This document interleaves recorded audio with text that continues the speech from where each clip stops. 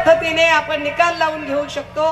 या भ्रमात जगणाऱ्या नवनीत राणा आणि रवी राणा यांच्या प्रभावाखाली बरीच वर्ष हा मतदारसंघ राहिला. काही काळ त्यांनी भूलथापा दिल्या, त्या भूलथापांना लोक बळी पडले. इतिहास आपल्या सगळ्यांना माहिती आहे कशा पद्धतीने मागच्या निवडणुकीला पवार साहेबांचा आशीर्वाद घेत ते उभे राहिले. नंतर काय झालं, पुढे त्यांनी मोदीजींच्यासाठी काय केलं काय नाही हेही आपल्या सगळ्यांना माहिती आहे की त्या काय पद्धतीने हनुमान चालीसा वगैरे सगळी नाटकं केली. खरं तर त्यांनी हनुमान चालीसा म्हणण्याला कुणाचाही विरोध असायचं काही कारण नाही. According to Indian constitution chapter 3 article 19 everyone has right. प्रत्येकाला आपल्या जात धर्माच्या नुसार पूजा प्रार्थना श्रद्धा उपासना करण्याचं स्वातंत्र्य आहे. त्यामुळे कोण विहारात जातो, कोण मंदिरात जातो, कोण मस्जिदीत जातो, कोण नमाज अदा करतो, कोण प्रार्थना करतो, कोण जपजाप करतो, यावर आपली पाबंदी असण्याचं काही कारण नाही. त्यामुळे नवनीत राणा यांनी इथे पूजा पाठ करणं किंवा हनुमान चालीसा म्हणणं यावरती आम्ही भाष्य करायची गरज नाही. परंतु हनुमान चालीसा तुम्ही कुठे म्हणताय आणि ती कुणासाठी नौटंकी करताय हे फार महत्वाचं आहे. राजे हो, आपण सगळे सजग लोक आहात, आपण सगळे बुद्धिजीवी लोक आहात, आपण अत्यंत विचारप्रवण लोक आहात असा माझा विश्वास आहे.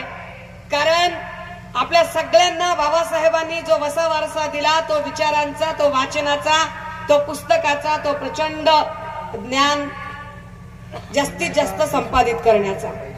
आणि त्या सगळ्या ज्ञानातनं आपण निश्चितपणे खरं काय, खोटं काय, योग्य काय, अयोग्य काय ते समजून घेऊ शकता. साधं गणित आहे. ज्या वेळेला नवनीत राणा आक्रस्ताळेपणा करत सांगतात की उद्धव ठाकरेंनी मला हनुमान चालीसा म्हणू दिली नाही किंवा उद्धव ठाकरेंनी मला येऊ दिलं नाही, तर आपण साधं गणित विचार करावा की जर नवनीत राणा मुख्यमंत्र्यांकडे भेटायला गेल्या आणि म्हणाल्या की मी अमुक एका मतदारसंघातून आलीये, या मतदारसंघातले प्रश्न मला आपल्यासोबत शेअर करायचे, चर्चा करायचे, मला मेळघाटच्या कुपोषणाबद्दल बोलायचे, मला बडनेरातले काही महत्वाचे मुद्दे मांडायचे, मला महिला सुरक्षेबद्दल बोलायचे, आणि हे प्रश्न घेऊन जर त्या गेल्या आणि मुख्यमंत्र्यांनी वेळ दिली नाही तर निश्चितपणे मुख्यमंत्री चुकीचे असू शकतात. परंतु मुख्यमंत्र्यांच्या तिथे जाऊन नाही मला इतकंच हनुमान चालीसा म्हणायचे, हा जो हटवादीपणा आहे हे लोकप्रतिनिधीचे काम नाही. तुम्ही यासाठी लोकप्रतिनिधी झाला नाही. जर तुम्ही हनुमान चालीसा म्हणणे हाच तुमचा ध्येय असेल, हाच तुमचा उद्देश असेल, तर मग लोकप्रतिनिधी कशाला होता, मग निवडणुका कशाला लढता, मग पुजारी व्हा, मग मंदिरांमध्ये बसा, मग पूजा अभिषेक श्लोक करा. तुम्ही लोकप्रतिनिधी आहात तर तुम्हाला मतदारसंघाचे प्रश्न कळलेच पाहिजेत. मतदारसंघात नेमकं काय चालतंय याबद्दल तुम्हाला भाष्य करताच आलं पाहिजे. पण यावर नवनीत राणा एकदाही भाष्य करताना दिसल्या नाही. गेल्या 5 वर्षामध्ये रवी राणा असेल किंवा नवनीत राणा असेल, या दोघांचीही अनेक वेळा मीडियामध्ये ट्रायल झाली, अनेक टीव्ही चॅनल वरून त्यांच्याबद्दलच्या चर्चा, बातम्यांना ऊत आला, कव्हर स्टोऱ्या झाल्या. पण एक अशी बातमी दाखवा की ज्या बातमीमध्ये त्या मतदारसंघाच्या विकासाबद्दल बोलत आहेत. Not a single news. जेव्हा कधी त्या बोलताहेत, कधी ते असं काहीतरी असं धरून मारणं, काय नाटकं, काय नौटंकी, काय म्हणजे ज्या बाईला श्री गणेशाचं विसर्जन कसं करायचं कळत नाही त्यांनी आम्हाला शांतपणे शिकवायचं. काय तुम्हाला आम्ही काय बोललं पाहिजे. श्री अनंता मधुसूदना पद्मनाभा नारायणा जगद्व्यापका जनार्दना आनंद घडा विलासा सकल देवादिदेवा कृपाळवाजी केशवा महानंदा महानुभावा सदाशिवा सहस्ररूपा चक्रधरा विश्वंभरा गौडध्वजा करुणाकरा सहस्रपादा सहस्रकरा क्षीरसागरा शेषशयना कमलनयना कमलापती कामिनी मोहना मदनमूर्ती भवतारका धैत्याक्षिती वामनमूर्ती त्रिविक्रमा अगाय सगुणा निर्गुणा जगज्जीत्या जगज्जीवना वसुदेव देवकी नंदना बालरांगणा बालकृष्णा तुका लालोटांगणी मज ठाव द्यावाजी चरणी हेची करते विनवडी भववंदनी सोडवावे. तुम्ही आम्हाला काय अध्यात्माबद्दल विचारताय? हा, काय आम्हाला कोणती पूजा सांगायची, तुम्हाला कशाबद्दल बोलायचंय तुम्हाला? हा, वक्रतुंडम महाकाय सूर्यकोटी समप्रभम निर्विघ्नं कुर्मे देव सर्वकार्येषु सर्वदा सर्वमंगल मांगल्ये शिवे सर्वार्थसाधिके शरण्ये त्र्यंबके गौरी नारायणी नमस्तुते. ओम श्रीं क्लूं ओम धन देहि वाम. ओम ह्रीं श्री लक्ष्मीभ्यो नमः. प्रथम भारती नाम, द्वितीय तू सरस्वती, तृतीय शारदा देवी, चतुर्थ हंसवाहिनी, पंचम जगती ख्याता, षष्ठी माहेश्वर तथा सप्तम तत्तू कौमारी. काय काय बोलायचे सांगा. पण हे बोलणं ही निवडून येण्याची क्वालिटी सांगा. हे बोलणं ही लोकप्रतिनिधी असण्याची क्वालिटी असते का ते पण सांगा. जेव्हा तुम्हाला लोकप्रतिनिधी व्हायचंय त्यावेळेला तुमची क्वालिटी, तुमचं मेरिट हे नाही, तुमचं मेरिट हे पाहिजे की तुम्ही मतदारसंघातले प्रश्न किती मांडताय, मतदारसंघातल्या लोकांच्या प्रश्नांवर किती तुम्ही बोलताय. हे आपल्या सगळ्यांना ज्ञात आहे की या मतदारसंघामध्ये 60,000पेक्षा जास्त ही बौद्ध मतदारांची संख्या आहे, तर त्याच्या खालोखाल मुस्लिम मतदारांची संख्या आहे आणि बरोबरीने ओबीसींची संख्या आहे. एवढं सगळं असताना सुद्धा या मतदारसंघामध्ये राखीवचा प्रतिनिधी म्हणून खर तर बौद्ध उमेदवाराला न्याय मिळणं गरजेचं होतं, पण तो नाही मिळाला. काँग्रेसने इथे लोकसभेचा उमेदवार म्हणून बळवंत भाऊ वानखेडेंना उमेदवारी दिली. शिवसेनेने राखीवचा मतदारसंघ म्हणून तिकडच्या भागामध्ये मेहकरमध्ये सिद्धार्थ खरातांना उमेदवारी दिली. अजून दुसऱ्या भागामध्ये तिकडे शिंदेंना उमेदवारी दिली. काँग्रेसने जनरलच्या जागेवरून वर्षाताई गायकवाडांना उमेदवारी दिली. म्हणजे प्रपोर्शन मध्ये सगळीकडे उमेदवारी चालू असताना या मतदारसंघामध्ये मात्र नवनीत राणांनी आमची जात चोरली, आमचे अधिकार चोरले, आमचे लाभांश चोरले. इथल्या मूळ मागासवर्गीयांवरती अन्याय केला. इथल्या मूळ मागासवर्गीयांचे अधिकार हिरावून घेतले. इथल्या मूळ मागासवर्गीयांचे जे अधिकार होते त्या जात प्रमाणपत्राचा शेवटपर्यंत निर्वाळा लागला नाही. अख्खी टर्म त्यांनी तारीख पे तारीख करत ती टर्म पूर्ण केली आणि या वेळेला शेवटी धनदांडग्यांनी खरं करून दाखवलं. आणि जी बाई इकडे तिकडे वेगवेगळ्या पद्धतीने विधान करते, ज्यांना बाबासाहेब आणि संविधानही कळत नाही, ती तर राखीवचा प्रतिनिधी म्हणून लढायला उभी राहिली. पण लोकांनी जागा दाखवली. आता गरज आहे बंटी बबलीच्या जोडीतला एकाला हरवलंय, एकाला दुसरी अजून जागा दाखवायची गरज आहे. का जागा दाखवायची गरज आहे? माझ्याकडे वेळ कमी आहे त्यामुळे घाईघाईने फक्त 3-4 मुद्दे सांगते की का गरज आहे. एक, एम्प्लॉयमेंटचा विषय. कधीही इथे एम्प्लॉयमेंटवर चर्चा झाली नाही. नवनीत राणा आणि रवी राणा या लोकांनी आश्रितांसारख्या मतदारसंघातल्या मतदारांना ट्रीटमेंट दिली की जणू आपण त्यांचे आश्रित आहोत, त्यांच्या तुकड्यावर आम्ही जणू काही जगतोय अशा पद्धतीची ट्रीटमेंट दिली. मात्र या लोकांच्या हातांना काम मिळावं यासाठी MIDCत वेगवेगळे प्लांट आणावे आणि त्यातनं रोजगार उभा करावा, हे काम कधीच नवनीत राणा आणि रवी राणाने केलं नाही. आम्ही का बदल मागतोय? आम्हाला बदल अपेक्षित आहे कारण आम्हाला खात्री आहे की महाविकास आघाडीचं सरकार येणार आहे. या महाविकास आघाडीच्या सरकारमध्ये जर या बडनेऱ्यातनं श्री सुनील खराटे यांची उमेदवारी ही महत्वाची ठरेल. ती इथल्या मतदारसंघाच्या विकासासाठी, इथल्या बेरोजगारांच्या रोजगारासाठी, इथल्या MIDC मध्ये नवनवीन प्लांट आणण्यासाठी. आणि ती ग्वाही मी याही पद्धतीने देऊ शकते की सुनील खराटेंच्या बद्दल जेव्हा तुमच्या अपेक्षा असतील आणि तुम्हाला असं वाटेल की ताई तुम्ही आला होतात आमच्याकडे, आम्ही आता कुणाला बोलायचं, तर सुषमा अंधारेचा नंबर अख्ख्या महाराष्ट्रामध्ये गुगल केला तरी सहज सापडतो. आणि सुषमा अंधारे बद्दल अजून तरी कोणी म्हटलं नाही की अननोन नंबर उचलला गेला नाही म्हणून. ज्याचा कुणाचा फोन येतो त्याचा फोन उचलला जातो आणि त्याचं समाधान होईल इतक्या शांत पद्धतीने त्याच्याशी मी बोलत राहते. त्यामुळे या मतदारसंघातल्या प्रत्येक मतदाराच्या ती जबाबदारी ही माझी जबाबदारी असेल. या पक्षाची नुसती एक जबाबदार नेता पदाधिकारी म्हणून नाही, तर अगदी सुनील खराटेची बहीण म्हणून सुद्धा आणि चळवळीच्या विचारांची पाईक म्हणून सुद्धा ही माझी जबाबदारी असेल की मी या मतदारसंघातल्या आमच्या तमाम कन्या बाणपोरांच्या रोजगाराच्या साठी पहिला आवाज उठवला पाहिजे. का गरजेचा आहे हा बदल? लॉ अँड ऑर्डरचे 3-13-9-18 वाजून गेले.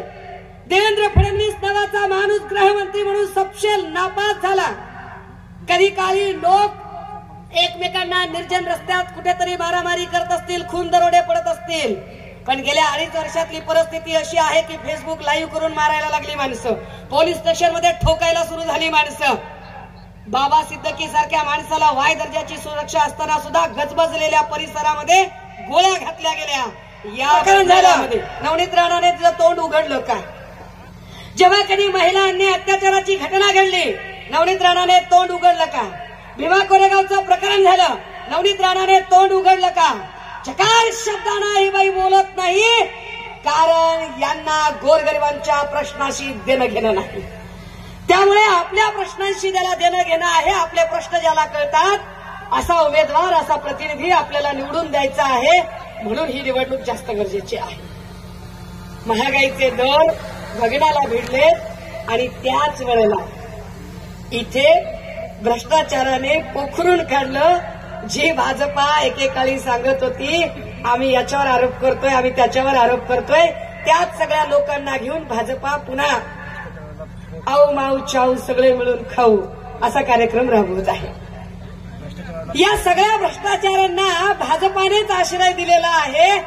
भ्रष्टाचार मुक्त म्हणण्यापेक्षा भाजपा भ्रष्टाचार युक्त पक्ष झाला आणि या पक्षाच्या सोबत असणाऱ्या राणा जेव्हा त्यांना असं कळलं की आता भाजपला दलित आणि मुस्लिमांची मतं मिळूच शकत नाही, त्यावेळेला आतून भाजप सोबत युती ठेवली आणि आतून भाजप सोबत युती मात्र बाहेर न दाखवताना आम्ही एका वेगळ्या पक्षाचे आहोत असं म्हणायचं का? कारण दलित आणि मुस्लिमांची मतं थेट भाजपला मिळू शकत नसतील तर आपण वेगळ्या पक्षाचे आहोत असं सांगत दलित आणि मुस्लिमांची मतं चकवा देऊन घेण्यासाठी म्हणून या पद्धतीचं इथं गलिच्छ राजकारण केलं गेलं. आमच्या पक्षात काही पदाधिकारी होते, काही धाने बिने काहीतरी नावाचे होते पदाधिकारी. हे धाने यांना बोलावून घेतलं होतं पक्षप्रमुखांनी, मी समोर होते, यांना बोलावून घेतलं होतं आणि यांना सांगितलं की काय करायचं. ते स्वतः उमेदवारीला इच्छुक होते. तेव्हा त्यांना विचारलं की कोण कोण उमेदवारीला इच्छुक आहे. काय म्हणाला तो माणूस म्हणाला की सुनील खराटे इच्छुक आहे, अजून एक कोणत्या तरी महिला इच्छुक आहेत, पण त्या महिला निवडून येऊ शकत नाहीत आणि त्यांना माझा ठाम विरोध आहे. फार विशेष आहे बरं का, त्या निवडून येऊ शकत नाहीत आणि त्यांना माझा ठाम विरोध आहे. मी जाणीवपूर्वक नावं घेत नाही, कारण मला नावं घेऊन कुणाला मोठं सुद्धा करायची इच्छा नाही. धानेने विरोध केला, धाने म्हटलं बाई निवडून येत नाही. धानेने सांगितलं की रेसमध्ये राहतो तर फक्त सुनील खराटे राहतो आणि तो धाने नंतर इथं काड्या करतो, तो इथं सांगत नाही. अरे पण मी त्या प्रक्रियेतली आहे ना, तिथे मला माहित आहे ना तिथे काय काय झालं आणि काय काय नाही ते, आणि इथं येऊन नाटकं करता. आणि ती बाई नंतर अपक्ष फॉर्म भरते आणि अपक्ष फॉर्म भरलेल्या बाईला आर्थिक कुमक पुरवतात ते रवी राणा आणि नवनीत राणा. काय आमच्या कानात पिढी येतोय? कळत नाही का आम्हाला? आम्ही शांत आहोत म्हणजे आम्ही संत नाही आहोत, आम्ही फक्त शिस्तबद्ध आणि संयमी आहोत.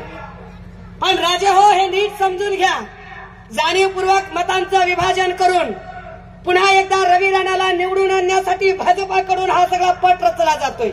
ही सगळी खेळी एका सर्वसामान्य शिवसैनिकाला हरवण्यासाठी, तुमच्या माझ्यातला कष्टकरी सामान्य मध्यमवर्गीयातला आपल्या प्रश्नासाठी लढणारा 24/7 आपल्यामध्ये हजर असणाऱ्या आपल्या माणसाला हरवण्यासाठी म्हणून ही सगळी खेळी खेळली जाते. बळवंत भाऊंच्या संदर्भाने नवनीत राणा काहीतरी बोलली म्हणे. काय अपेक्षा करावी त्यांच्याकडून? मी मागेही म्हटलं होतं, जेव्हा उद्धव साहेबांच्या बद्दल त्यांनी म्हटलं नाही, कसं सांगायचं बाई माणसाला? सज्जन माणूस, उद्धव साहेब पडले देव माणूस. तेव्हाही मी त्यांना सांगितलं होतं की सत्ता गेल्यानंतर सुद्धा भाजपचे 105 आमदार, आमच्याकडून गेलेले 40 गद्दार, आसाम, गुजरात, गोवा आणि महाराष्ट्राची पोलीस यंत्रणा, केंद्रातलं ईडी, सीबीआय, इलेक्शन कमिशन आणि सोशल मीडियावर भाजपचे काम करणारे हजारो लावारिस बेवारस पेट्रोलर्स, या सगळ्यांना जो पुरून उरतो त्यांचं नाव आहे उद्धव बाळासाहेब ठाकरे. का नको आहे यांना उद्धव साहेबांचं नेतृत्व?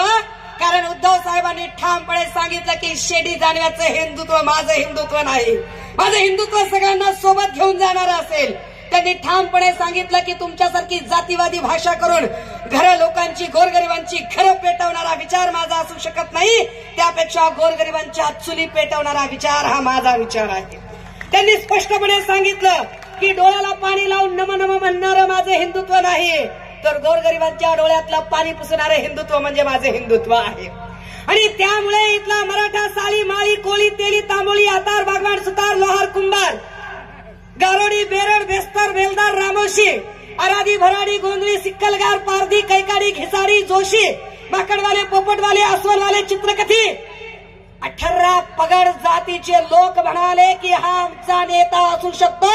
महाराष्ट्र सगळा जातीवादाने धर्मवादाने पेटलेला असताना हे उद्धव ठाकरे आमचे कुटुंब प्रमुख असू शकतात, ज्यांनी कोरोनाच्या काळात आमची काळजी घेतली.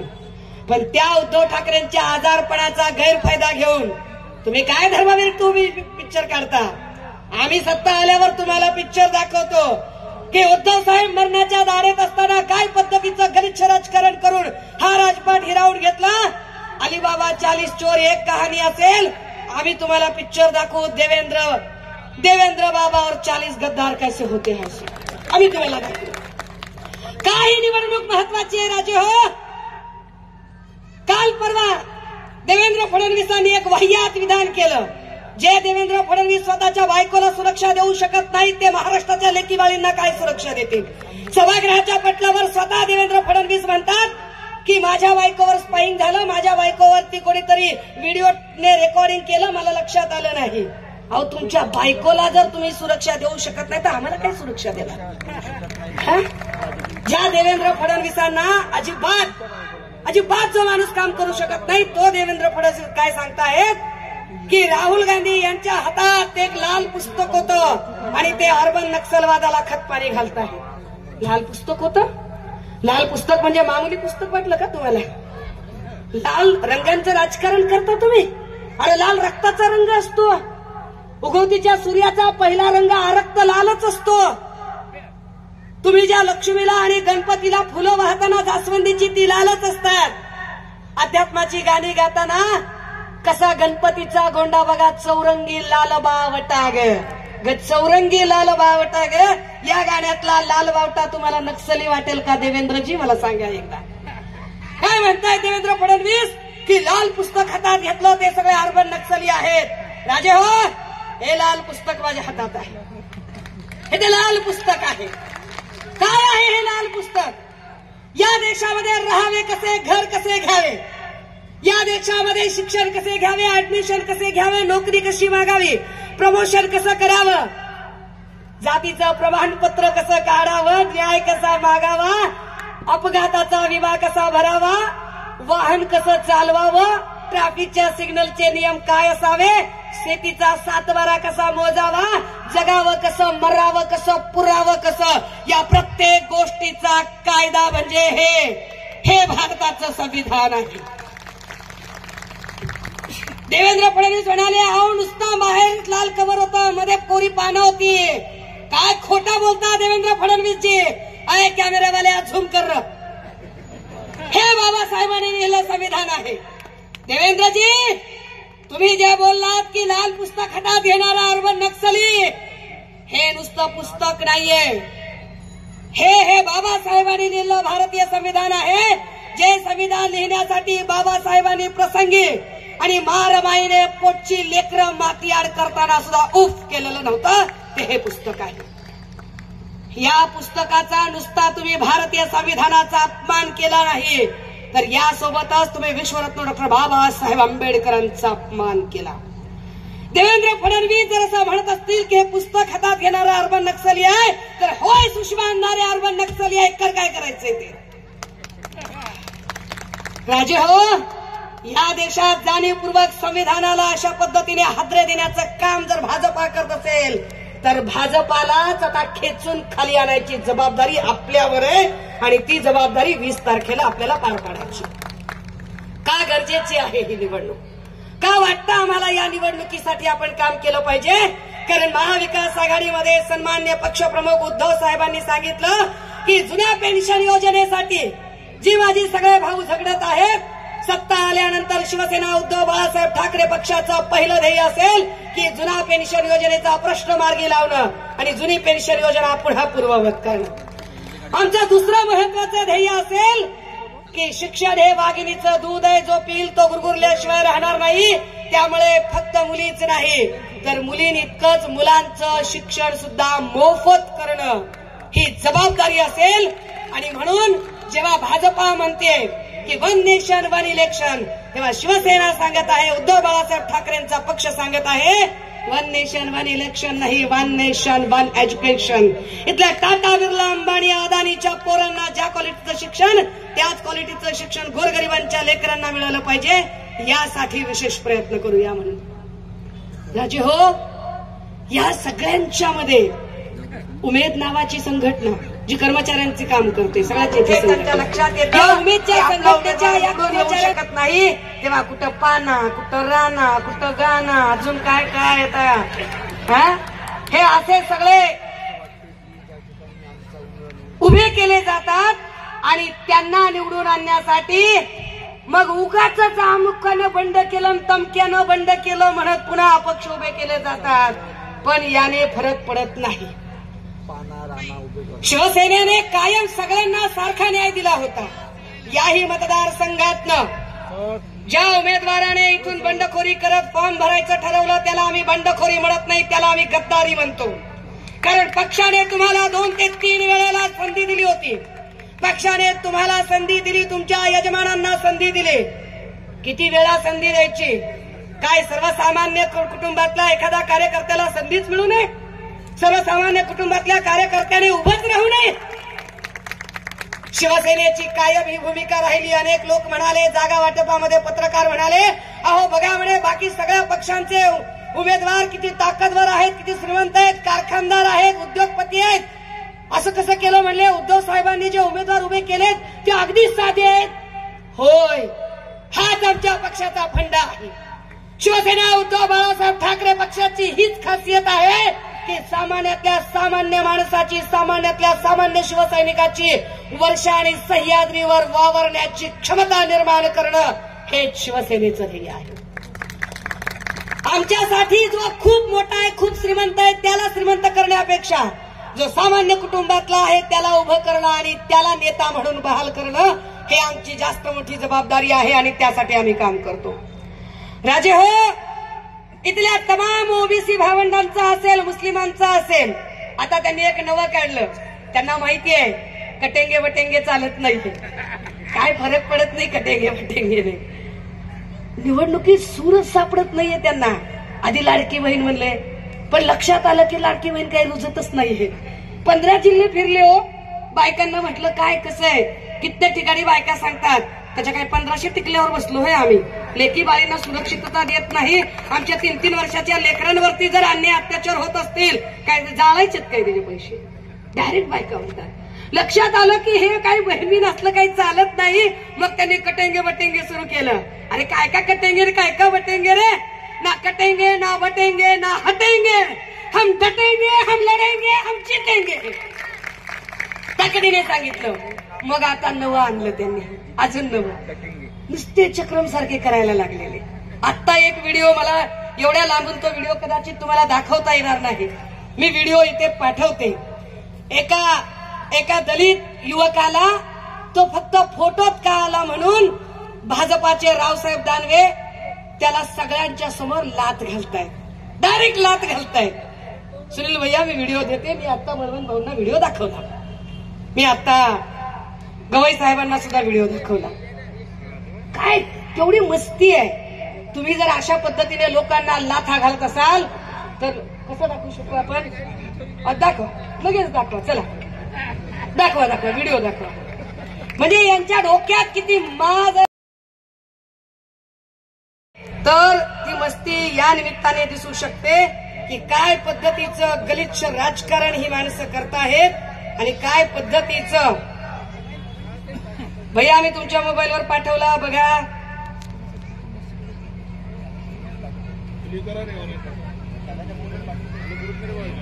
काल परवा धनंजय महाडिक काय बायकांना बोलतायत, तुम्हाला पैशाचा माज चढला का? काँग्रेसच्या रॅलीत कुणी गेलं तर लगेच आम्ही फोटो काढू, पैसे आमच्याकडून घेता आणि काम तिकडे करता का? काय महाडिकनं बापदादांची प्रॉपर्टी विकून पैसे दिले? झाला प्ले. धनंजय महाडिक नाही, हा दुसरा व्हिडिओ लावला, आत्ता पाठवलं. रावसाहेब दानवेंचा व्हिडिओ आहे. रावसाहेब दानवे अर्जुन खोतकरांना बुके देत आहेत. बुके देतानाचा व्हिडिओ आहे बघा. काय पद्धतीचं राजकारण. तुम्ही काय तुमच्या खिशातले पैसे देताय का? काय एकनाथ शिंदेनी तापोळ्याची जमीन विकून पैसे दिलेत का? देवेंद्र फडणवीसांनी नागपूरच्या रेशीम बागेतला बंगला विकून पैसे दिले का? अजित पवारांनी बारामतीची प्रॉपर्टी विकून पैसे दिले? जे पैसे आहे ते इथल्या लोकांचे टॅक्सचे पैसे, जे पैसे होते ते जीएसटीचे पैसे. त्या पैशावर यांनी मस्ती करायची आणि जाहिराती करायच्या आणि त्या जाहिरातीच्या जीवावर त्यांना वाटतंय की आपण सरकार बदलू शकू. राजे हो, हा सगळा यांचा जो कटेंगे बटेंगे अशा ज्या वेगळ्या नरेटिव्हचा जो खेळ आहे, हे सगळे नरेटिव्ह आपल्याला खोडून काढत 20 तारखेला एक ताकदीला निर्णय घ्यावा लागेल. त्याच्यातही पुन्हा यांची खेळी काय बघा. 30 ते 32 अपक्ष उभे केले यांनी. का? तर फक्त दलित मुस्लिमांची मतं जिरवण्यासाठी 30 ते 32 अपक्ष उभे केले आणि 2-2 ईव्हीएम मशीन तयार केल्या. 17-17च्या 2 ईव्हीएम मशीन केल्या. कारण यांचं नाव खूप खाली जात होतं. मग लक्षात येईल कसं? मग काय करावं? तर जर सुनील भाऊ खराटेंचं नाव 1 नंबरला आहे तर काय करायचं? तर दुसरी अजून एक मशीन मध्ये 30-32 अपक्ष उभे करून टाकले. पण मला वाटतंय की आपण डोक्याने काम घ्याल आणि आपण निश्चितपणे या सगळ्या गोष्टींचा विचार कराल की मशाल हे विद्रोहाचं प्रतीक आहे. मशाल हे परिवर्तनाचं प्रतीक आहे. मशाल हे बदलाचं प्रतीक आहे. आणि निश्चितपणे ज्या ज्या लोकांनी सन्मान्य पक्षप्रमुख उद्धव साहेबांच्या सोबत गद्दारी केली, या देशातल्या कायद्याचीच मोडतोड करायचा प्रयत्न केला, या देशातल्या स्वायत्त संस्थानांचा अक्षरशः खेळ चालवला, त्या सगळ्या लोकांचा जर विचार केला तर अशा लोकांना धडा शिकवायचा असेल तर 20 तारखेला आपल्याला मशाल पेटवावी लागेल. ती 20 तारखेला मशाल पेटवण्यासाठी म्हणून तुमच्या सगळ्यांची एकजूट असणं गरजेचं आहे. जर आपण या मत जिरवण्याच्या त्यांच्या ट्रिकमध्ये जर अडकवलं नाही, त्यांच्या ज्या अपक्ष लोकांना उभं करून आपल्या मतांचा खुर्दा करून टाकायचा, आपली मतांचा सगळा अपव्यय करायचा, या स्ट्रॅटेजीला जर आपण बळी पडलो नाही तर निश्चितपणे या ठिकाणी बदल होऊ शकतो आणि धनशक्ती विरुद्ध जनशक्ती म्हणून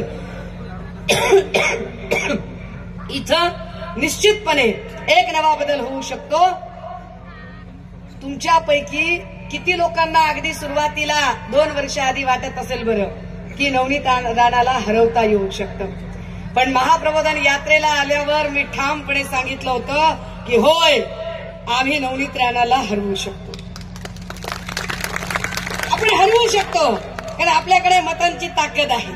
मताधिकार ही फार मोठी ताकद आहे. बळवंत भाऊंच्या बद्दल काहीतरी अपशब्द वापरले गेले असं मी ऐकलं. नवनीत राणा यांना जो एक मुजोरपणा त्यांच्या अंगात भिनलेला आहे, त्या मुजोरपणामुळे त्या वाटेल त्याला बोलू शकतात. पण संसदीय राजकारणातला खासदार, संसदीय जिथे कायदे मंडळ आहे तिथला एक लोकप्रतिनिधी जो इथल्या करोडो लोकांचं प्रतिनिधित्व करत आहे, अशा व्यक्तीच्या बद्दल इतका जातीवाद करत वक्तव्य करणं, हे या लोकांमध्ये इतकी ताकद, इतकी हिंमत येते कुठून? ही मुजोरी येते कुठून? ही मुजोरी येते ती सत्तेतून पैसा आणि पैशातून सत्ता यामुळे. राजे हो, या सगळ्या पार्श्वभूमीवर तुमच्या सगळ्यांकडून एक अपेक्षा असेल की 2.5 वर्षांपूर्वीपासून अख्खं राज्य पिंजून काढताना मी फार ठामपणे ठरवून घेतलं होतं की ज्यांनी कुणी या देशात या संविधानाला हात लावायचा प्रयत्न केला, या संविधानाशी खोडसाळपणा करायचा प्रयत्न केला, त्यांना धडा शिकवल्याशिवाय स्वस्थ बसणार नाही आणि त्यांना पायउतार केल्याशिवाय स्वस्थ बसणार नाही. ते आशिष शेलार विलार काय चिल्लर गँग सगळी ते म्हणायचे की तुम्हाला 1 अंकी तरी तुमचे खासदार निवडून येतात का? मी तर राजकारणातनं संन्यास घेईल वगैरे. 31 खासदार या महाराष्ट्रानं दिले. 31 खासदार निवडून देऊन या महाराष्ट्राने बदलाची नांदी केली. विशेष म्हणजे भल्या भल्या लोकांना आसमान या महाराष्ट्राने दाखवलं. मग ते अगदी सुधीर मुनगंटीवार असतील किंवा इथले राणा असतील. आणि मला असं लागला बघा व्हिडिओ 3 वेळा दाखवले दादा, रिपीट करून बघा व्हिडिओ काय. या सगळ्या महामानवांनी जो वसा वारसा आम्हाला दिला, तो मानवतेचा दिला, माणूस म्हणून जगण्याचा अधिकार दिला. पण असे व्हिडिओ बघितल्यावर लक्षात येतं की भाजपा आणि भाजपाने तयार केलेले राणांच्या सारखे हे पिट्टू हे माणसांना काय पद्धतीने वागवतात. मला वाटतं 20 तारखेला वोटिंग करायला जाताना हा व्हिडिओ आपल्या डोळ्यासमोर निश्चितपणे राहील. आणि ईव्हीएम मशीनचं क्रमांक 1चं हे मशालीचं बटन आपण निश्चितपणे दाबाल. इथे हवं तर मी अगदी दोन्ही हात तिसरं मस्तक जोडून मी माझ्या माणसांच्या समोर हे फार अपेक्षेने म्हणू शकते की इथे सुनील खराटे तर उभे आहेतच आहेत, पण तितक्याच ताकदीने तितक्याच जबाबदारीने त्यांच्या सोबत सुषमा अंधारे सुद्धा आहे. हे आपण समजून घ्याल आणि साथ द्याल ही अपेक्षा करत थांबते, रजा घेते.